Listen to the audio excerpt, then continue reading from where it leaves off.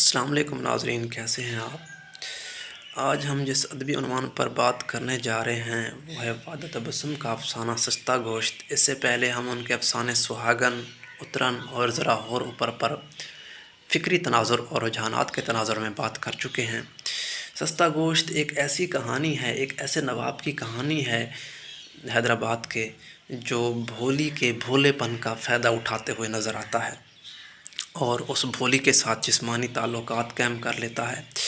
پھر اس کی ماں سے رشتہ مانگ لیتا ہے۔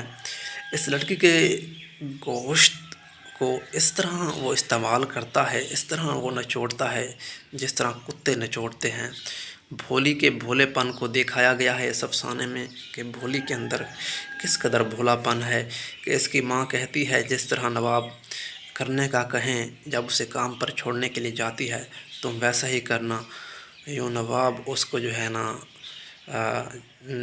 جو کرنے کا کہتا ہے ویسا کرنے کے لیے تیار ہو جاتی ہے۔ بیسیکلی اس کے بھولے پن کے وہ ناجائز فائدہ اٹھاتا ہے۔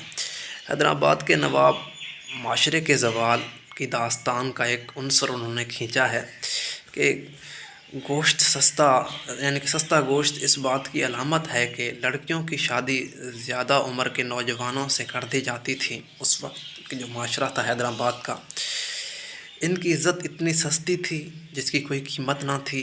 اس عنصر کو انہوں نے اس کی طرف اشارہ کیا ہے۔ سستا گوشت اس کا افسانے کا نام اس لیے رکھ دیا گیا کیونکہ نواب جو تھا وہ بھولی کے ساتھ جسمانی تعلقات قائم کرتا ہے، تو گویا وہ اس کو یوں لگتا ہے جیسے اس کو کوئی سستی چیز مل گئی ہو، اور بعد میں اس کی ماں کے پاس رشتہ بھی مانگنے چلا جاتا ہے کیونکہ وہ سستا گوشت اسے لذت دینے لگا تھا، اس کی لذت کو مزید ابھارنے لگا تھا۔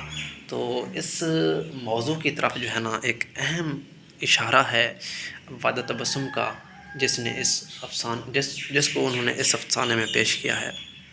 تو امید ہے کہ آپ کو یہ افسانہ سمجھ آ گیا ہوگا، اس کا موضوع بھی سمجھ آ گیا ہوگا۔ تو تب تک کے لیے اللہ حافظ۔